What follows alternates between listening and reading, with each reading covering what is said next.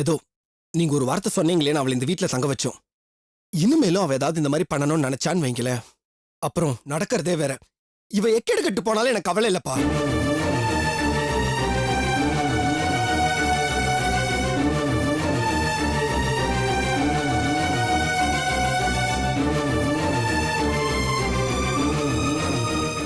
கவிதா, இது உனக்கு last warning. இன்னொரு தடவை நீ இப்படி செஞ்சேன்னா நஷ்டம் உனக்கு தான். தயவு செஞ்சு அத்தை கிட்ட மன்னிப்பு கேளு. இப்போ செஞ்சதுக்கு இல்ல, இது வரைக்கும் நீ செஞ்சதுக்கு.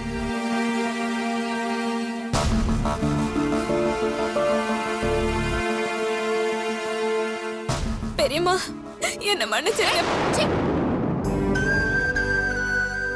எதுக்கு என்ன ஏதுன்னு திரும்ப திரும்ப பேச நான் விரும்பல. நான் செஞ்சது தப்புதான். அது தெரிஞ்சுதான் பெரியப்பா என்ன கோர்ட்ல இருந்து இங்க கூட்டிட்டு வந்தப்போ நானும் அமைதியா இருந்தேன்.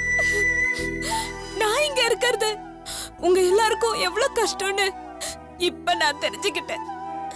ஆனா இந்த கஷ்டத்தையும் மீறி நான் இங்கதான் இருந்தாகணும்னு காயத்ரி அண்ணி சொன்னாங்க.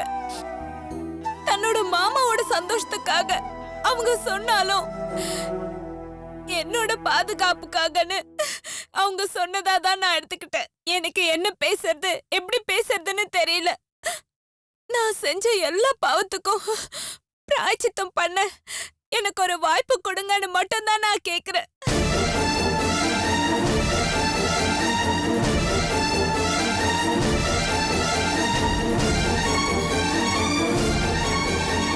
கவிதா, நீ கவலைப்படாதம்மா, எல்லாம் சரியா போயிடும். காயத்ரி, நீ எவ்வளவு பெரிய காரியம் பண்ணிருக்க தெரியுமா? நான் உனக்கு எப்படி நன்றி சொல்ல போறேன்னே தெரியல. விடுங்க மாமா, இதெல்லாம் சின்ன விஷயம். கொஞ்ச நாள் போனா எல்லாருக்கும் கவிதாவை பிடிக்க ஆரம்பிச்சிடும். நீங்க தயவு செஞ்சு இனிமே இத பத்தி கவலைப்படாதீங்க. கவலைப்படாம இருக்க முடியாது காயத்ரி. இந்த வீட்டுல உள்ள எல்லாரும் இவளை ஏத்துக்கிற வரைக்கும் நீதான் இந்த பொண்ணுக்கு பாதுகாப்பா இருக்கணும், அனுசரணையா பக்கத்துல இருக்கணும். நீ மட்டும்தாமா எனக்கு இந்த விஷயத்துல உதவ முடியும். கவலைப்படாதீங்க மாமா, நான் இருக்கேன். நான் பாத்துக்கிறேன் கவிதாவை. நீங்க நிம்மதியா போய் உங்க வேலையை பாருங்க.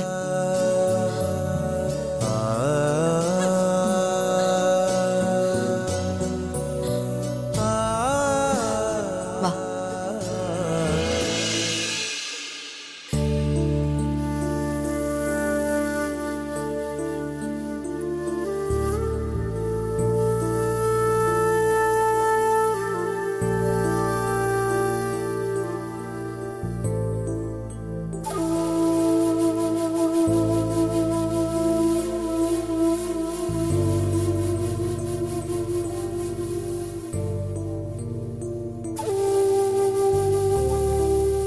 சுரேஷ்,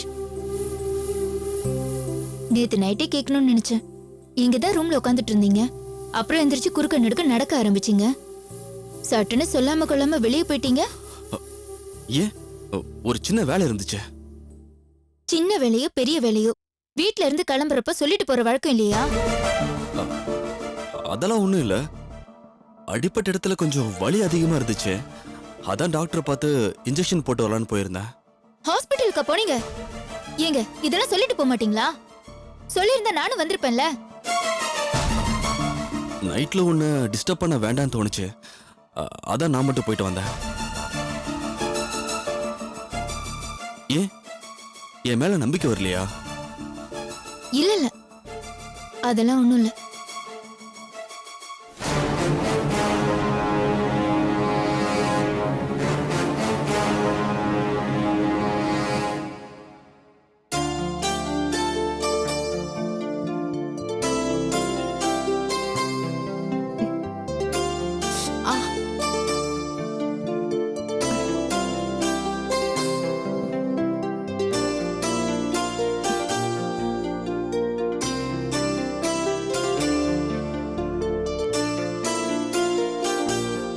அனி, என்ன நீ, என்னாச்சு? ஒன்னும் இல்ல கவிதா, சும்மா கால் வலிக்குது. என்ன திடீர்னு? நேத்து உன்னை தேடி நானும் மாமாவும் கிளம்பினோமா எவ்வளோ தூரம் நடந்து போனோன்னு எங்களுக்கே தெரியல. இங்க போயிருப்போமா அங்க போயிருப்போமான்னு கால் போன வழியில நடையா நடந்து பயங்கர டயர்ட் ஆயிடுச்சு. அப்பதான் சுப்பு ஃபோன் பண்ணா. இதெல்லாம் சரியாயிடும் கவிதா.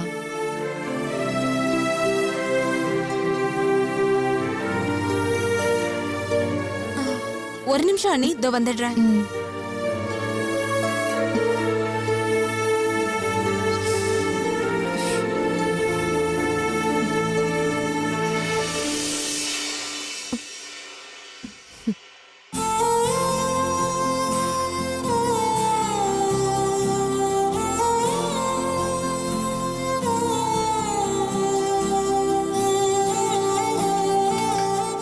என்ன இது? வெந்நீர் ஊத்துறோம் அண்ணி. ஐயோ, இதெல்லாம் எதுக்கு கவிதா? எதுக்கு இந்த மாதிரி எல்லாம் பண்ணிட்டு இருக்க? இதுல ஒண்ணும் தப்பு இல்ல அண்ணி. ஐயோ ஐயோ, எனக்கு ரொம்ப சங்கடமா இருக்கு கவிதா. வேணாம். காலுக்கு தான் நான் தைலம் தேய்ச்சிருக்கேனே, சரியாயிடும். வெந்நீர் ஒத்தரம் கொடுத்தா சீக்கிரம் சரியாயிடும். நீங்க பேசாம இருங்க. கவிதா, நீ இதை எனக்கு செய்யறதை விட மாமாவுக்கு செய்யலாம். பாவம், அவர்தான் ரொம்ப தூரம் நடந்திருக்காரு. கண்டிப்பா நான் அவருக்கும் பண்றேன்.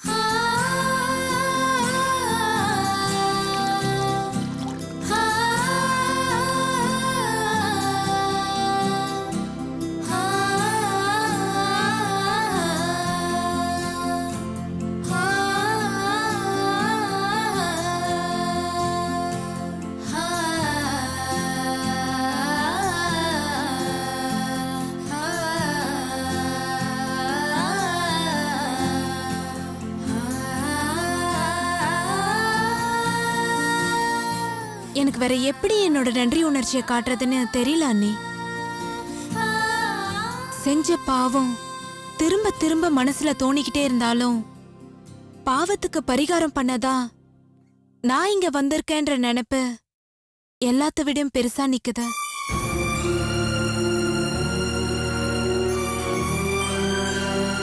ஏய், திரும்ப திரும்ப அதையே சொல்லிட்டு இருக்காதுன்னு சொன்னா இல்லையா?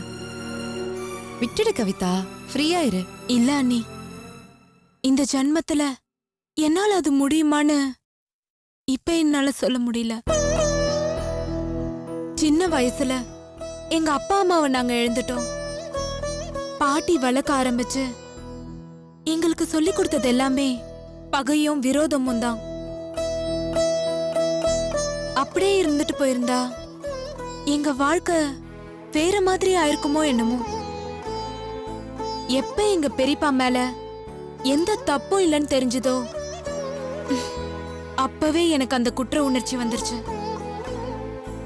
நான் கொஞ்சம் கூட எதிர்பார்க்காம பெரியப்பாவே என்ன இங்க கூட்டிட்டு வந்தது, தங்க வச்சது, பெரியப்பா எனக்காக மத்தவங்க கிட்ட பேசினது, முன்ன பின்ன சம்மந்தம் இல்லாத நீங்க எனக்காக எடுத்துக்கிட்ட அக்கறை, என்ன தேடி ஓடி வந்தது, அலைஞ்சது, திரிஞ்சது, இதெல்லாம் பாக்குறப்ப எனக்கு என்ன தோணுது தெரியுமா? இந்த உலகத்துல காத்தும் மழையும் நன்றியை எதிர்பார்த்து அடிக்குது, பெய்யுது. சில மனுஷங்க அப்படிதான் இருக்காங்க அண்ணி. Welcome to our matrimonial site.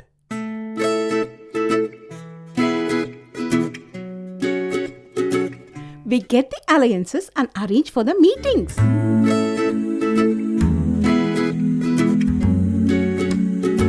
So far, we have completed 1 lakh marriages. ஆண்டவா, அவர் என்ன மாதிரி அஜித் படம் பிடிச்சிருக்கணுமே. Funny girl. செத்தடா நீ. மச்சான் செட் ஆகாது மச்சான். அம்மா, சொந்த ஊர் எதுமா? தஞ்சாவூர் தாண்டி டெல்லியில. Of course I know cooking. 36 வயசாச்சு. இனிமே எது கிடைச்சாலும் சாப்பிட வேண்டியதான். And the rest is magical. கோமுட்ட அந்த வெப்சைட் பேரை சொல்லியா? www.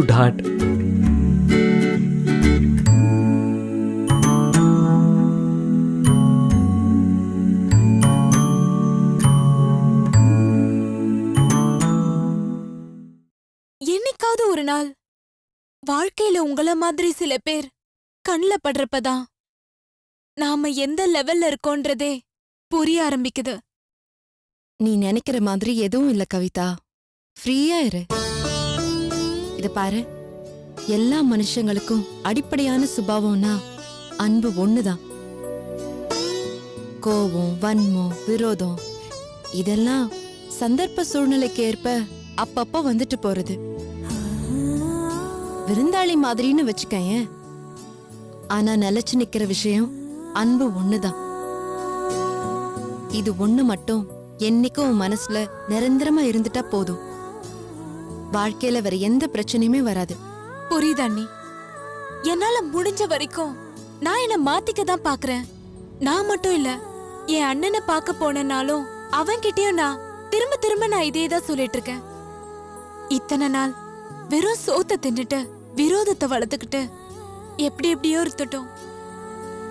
எப்ப உங்களையும் பெரியப்பாவையும் பார்த்தனோ அவர் யாரு, எப்பேற்பட்ட மனுஷன்னு நான் புரிஞ்சுக்கிட்டேன்.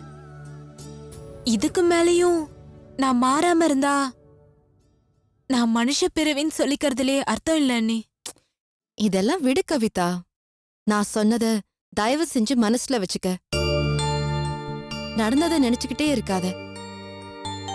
நாளைக்கு பிறக்க போற நாள் நல்ல நாளா இருக்கணும்னு மட்டும் யோசி. உனக்காக பிறக்கிற நாள்ல நீ உருப்படியா என்ன காரியம் பண்ணுங்கறத மட்டும் கவனமா பண்ணு. புரியுதா?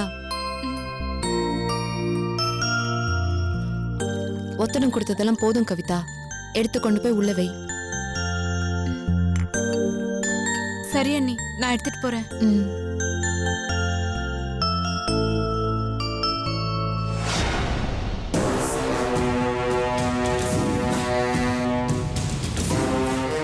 ஒத்தடம் கொடுக்கறவட அடினா வெக்கரம் பாரு உனக்கு ஆப்பு.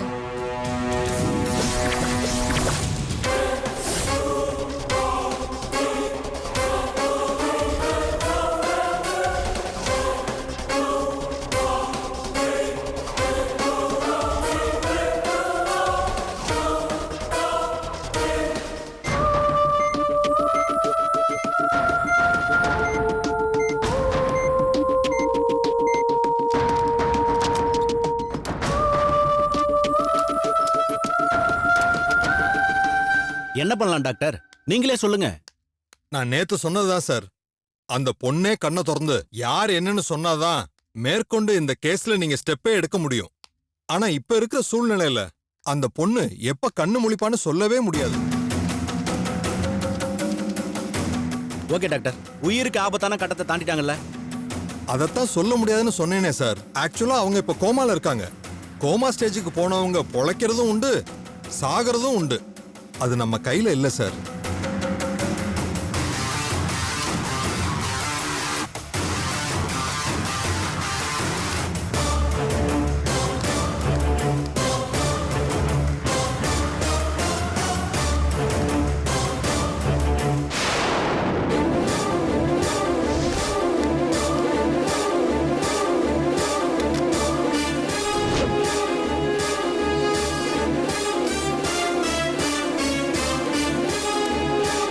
Hello sir. நீங்க எதுக்கு திரும்ப இங்க வந்திருக்கீங்க? நீங்க தான் அந்த பொண்ணை தெரியாதுன்னு சொன்னீங்கல்ல? அது தெரியாதுன்னு சொன்னது வாஸ்தவம் தான் சார். ஆனா நேத்து அந்த பொண்ணை பார்த்துட்டு போனதுல இருந்து அதே ஞாபகமா இருந்துச்சு. அந்த பொண்ணு குணமாயிட்டாங்களா இல்லையான்னு தெரிஞ்சுட்டு போகணும்னு தோணுச்சு. அவங்க ரிலேட்டிவ்ஸ் யாராவது கிடைச்சாங்களா சார்? தெரிஞ்ச ஃப்ரெண்ட்ஸ்னு யாராவது? இது வரைக்கும் இல்ல சார். அந்த பொண்ணு போன்ல இருந்த மத்த நம்பர்ஸ்லாம் ட்ரை பண்ணி பார்த்திருப்பீங்களா? போன் புக்லே மொத்தம் 10 நம்பர் தான் சார் இருக்கு. அதுல பாதி டிஎன்டி நம்பர்ஸ். மீதி உள்ள நம்பருக்குலாம் கால் பண்ணா யாரும் எடுக்க மாட்டாங்க. அநேகமா புது சிம்மா இருக்குன்னு நினைக்கிறேன். ஓ, ஐ see. இப்ப இந்த பொண்ணு எப்படி இருக்காங்க டாக்டர்? கோமால தான் இருக்காங்க. இன்னும் நினைவு திரும்பல. உள்ள போய் பாக்குறீங்களா? இல்ல பரவாயில்ல சார். நெக்ஸ்ட் டைம் இந்த பக்கம் நான் வேலையா வரும்போது அந்த பொண்ணு குணமாயி வீட்டுக்கு போயிட்டாங்கன்னு தகவல் சொன்ன போதும் சார். Thank you sir. நான் வரேன் சார்.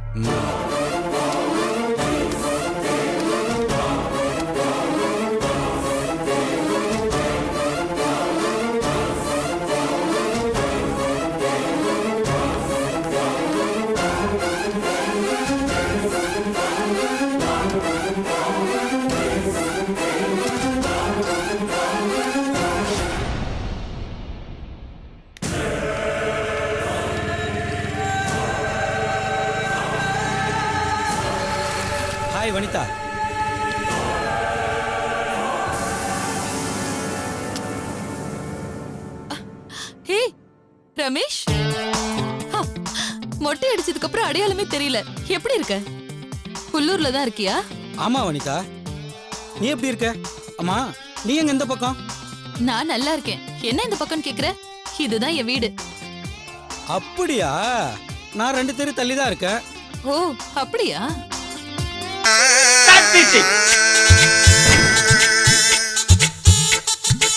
சண்டேக்கும் மண்டேக்கும் சண்டை, அதுல டியூஸ்டேக்கு உடைஞ்சது மண்டை.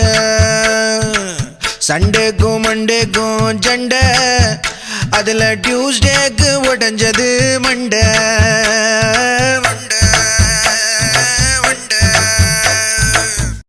நல்லா இருக்கியா? நல்லா இருக்கேன். ஆமா, உன் வைஃப் குழந்தைங்க எல்லாம் எப்படி இருக்காங்க? எல்லாரும் நல்லா இருக்காங்க. வாயா வீட்டுக்கு. நான் வரது இருக்கட்டும், நீ முதல்ல எங்க வீட்டுக்கு வா. இன்னொரு நாள் வர்றேன் வனிதா. உன்னை பார்த்து எவ்வளவு நாள் ஆச்சு. சத்தியமா உன்னை பாப்பன்னு எதிர்பார்க்கவே இல்ல. நானும் தான். அப்புறம் உன் வேலை எல்லாம் எப்படி போயிட்டு இருக்கு? சூப்பரா போயிட்டு இருக்கு. என்ன 3 கம்பெனி மாறிட்டேன், 3 டெஸ்டினேஷன் மாறிடுச்சு, சம்பளமும் ஏறிடுச்சு. இருந்தாலும் நீ மாறவே மாட்ட. ரிட்டையர் ஆவறதுக்குள்ள 50 கம்பெனி மாறிடுவ பாரு. உனக்கு என்ன வனிதா, உன் வீட்டுக்காரரு ஒரே வேலை ஒரே கம்பெனி ஊர் ஊரா நாடு நாடா சுத்திக்கிட்டு இருக்காரு. அந்த குடுப்பனை எனக்கு இல்லையே. நானும் ஃபாரின் வேலைக்கெல்லாம் ட்ரை பண்ணிட்டு இருக்கேன், எதுவும் கிடைக்கல. உன் வீட்டுக்கார்ட்ட சொல்லி கொஞ்சம் ரெக்கமெண்ட் பண்ண. வேற வேணையே வேணாம். நானே அவர் எப்படா வீட்டுக்கு வரப்போறாருன்னு எதிர்பார்த்துட்டு இருக்கேன். நீ என்னடானா இப்படி பேசிட்டு இருக்க? ஏன் ஃபாரின் வருமானம் போர் அடிச்சிருச்சா? அப்படி இல்ல, அவரும் ஊருக்கு போய் ரொம்ப வருஷம் ஆச்சு. இந்த பக்கம் வரவே மாட்டேங்கிறாரு. லாஸ்டா அவர் வீட்டுக்கு வந்து 3 வருஷம் ஆச்சு. 3 வருஷமா? ஃபாரின் போறவங்க எல்லாம் வருஷத்துக்கு 1 தடவை 2 தடவை வந்து போயிட்டு தானே இருக்காங்க. அவர் எங்க? நான் என்னத்த சொல்றது? அந்த மனுஷனுக்கு வேலைதான் முக்கியம். வேலையே கதி, சம்பளம் தான் வாழ்க்கைன்னு நினைச்சிட்டு இருக்காரு. குடும்பம் பொண்டாட்டி இதெல்லாம் இருக்குங்கிற ஞாபகம் கூட அவருக்கு இல்ல. பாவம் தான். ஆனா நீ காலேஜ் படிக்கும் போது உன் டார்கெட்டே ஃபாரின் மாப்பிள்ளை கல்யாணம் பண்ணுங்கிறது தானே? உண்மைதான். ஆனா இப்ப யோசிச்சு பார்த்தாதான் தெரியுது அதெல்லாம் தப்புன்னு. வாழ்க்கைக்கு பணம் வேணும்னாலும் பணமே எல்லாமா ஆயிடாதுல்ல. சாப்பிடுறதுக்கு சாப்பாடும் போட்டுக்கிறதுக்கு துணியும் இருக்கிறதுக்கு ஒரு இடமும் இருந்ததுன்னா அதுக்கு மேல என்ன வேணும்? என்னதான் யோசிச்சு பார்த்தாலும் ஒரு லெவலுக்கு மேல தேவை என்ன இருக்கு சொல்லு? இருக்கிறத வச்சு சந்தோஷமா வாழ்ந்துட்டு போயிடணும், அதான் நல்லது. அத சொல்லு.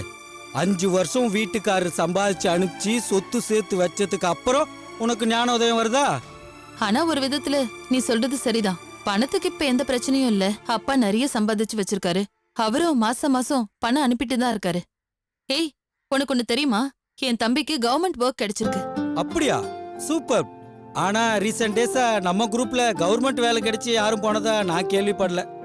ஒரு வழியா அவனும் செட்டில் ஆயிட்டான். குடும்பம்னு சந்தோஷமா இருக்கான். சரி, நீ வீட்டுக்கு வந்துட்டு போயேன்.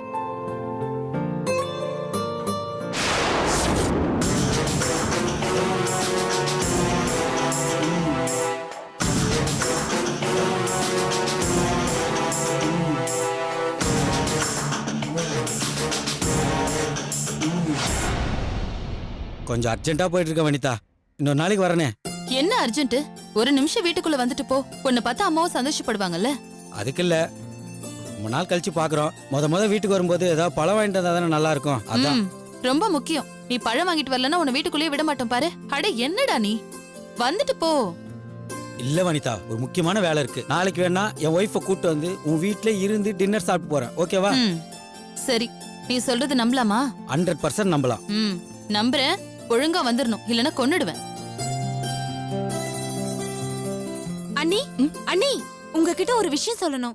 என்ன கவிதா, ஏதாவது பிரச்சனையா? சேச்சே, அதெல்லாம் ஒண்ணும் இல்ல அண்ணி. அது வந்து வனிதா அக்காவோட ஃப்ரெண்டு யாரோ வந்திருக்காங்க போல இருக்கு. வாசல்ல நின்னு சிரிச்சு பேசிட்டு இருந்தாங்க. பாக்குறதுக்கே ஒரு மாதிரியா இருந்துச்சு. ஒரு மாதிரி இருந்துச்சா? நீ என்ன சொல்றேன்னு எனக்கு புரியல. அண்ணியோட ஃப்ரெண்டா? ஆமா அண்ணி, கூட படிச்சவர் போல இருக்கு. வெளியில நின்னு பேசிட்டு இருக்காங்க. ரொம்ப நேரமா பேசிட்டு இருக்காங்க. அவங்க என்ன பேசிட்டு இருக்காங்கன்னு எனக்கு தெரியல. எனக்கு என்னன்னா, தெரிஞ்சவரு ஃப்ரெண்டுனா வீட்டுக்குள்ள கூப்பிட்டு வச்சு பேசியிருக்கலாம். வாசல்ல நின்னு பேசிட்டு இருக்கறத 4 பேர் ஒரு மாதிரி பார்த்துட்டு போறாங்க. பார்க்கவே கொஞ்சம் சங்கடமா இருந்துச்சு அண்ணி.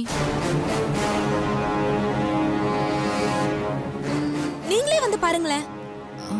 இரு ஒரு நிமிஷம். வாங்க அண்ணி.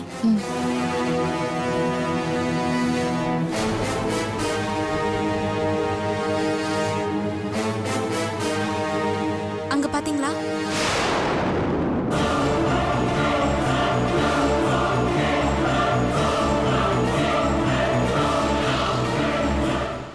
சரி வனிதா, உன்னை பார்த்ததுல ரொம்ப சந்தோஷம். எனக்கும் ரொம்ப சந்தோஷம். காலேஜ் டேஸ்ல எல்லாம் டெய்லி பார்த்து பேசுவோம். இப்பெல்லாம் எங்க முடியுது? அந்த நாளை மறக்க முடியுமா? சரி, கண்டிப்பா நாளைக்கு வீட்டுக்கு வரணும். உன் வைஃபையும் மறக்காம கூட்டிட்டு வரணும். சரியா? கண்டிப்பா வரேன். ஓகே, பாய். பாய்.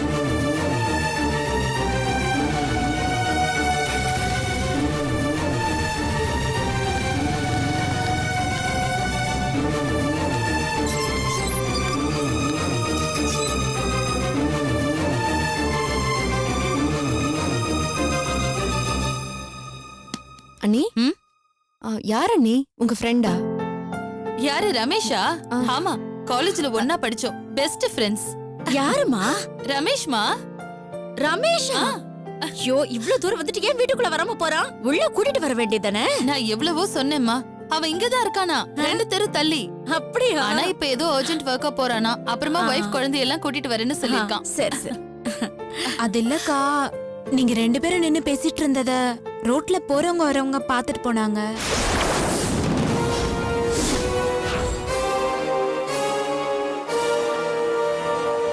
ஏய், உனக்கு என்ன கஷ்டம்? ஏன் விஷயத்துல நீ எதுக்கு தலையிடுற? ஐயோ இல்ல அண்ணி, அவளுக்கு என்னன்னா, அப்போ நீங்க 2 பேரும் பேசிட்டு இருந்தீங்கல்ல, அக்கம் பக்கத்துல இருக்கிறவங்க யாரா இது புதுசா இருக்கே, வெளியே நிக்க வச்சு பேசிட்டு இருக்காங்களேன்னு ஒரு மாதிரியா பாத்துட்டு போனாங்களா. அதான் உள்ள வந்து என்கிட்ட சொன்னா. ஓ, இவதான் உன்கிட்ட வந்து சொன்னாளா? இவளுக்கு ரொம்ப தேவைதான். ஏய், யார்கிட்ட பேச உனக்கு என்னடி வந்தது? ஐயோ, தப்பா நினைச்சிடாதீங்கக்கா. உங்களை யாரும் தப்பா பேசிடக்கூடாதுங்கிறதுக்காக தான் நான் அப்படி சொன்னேன்.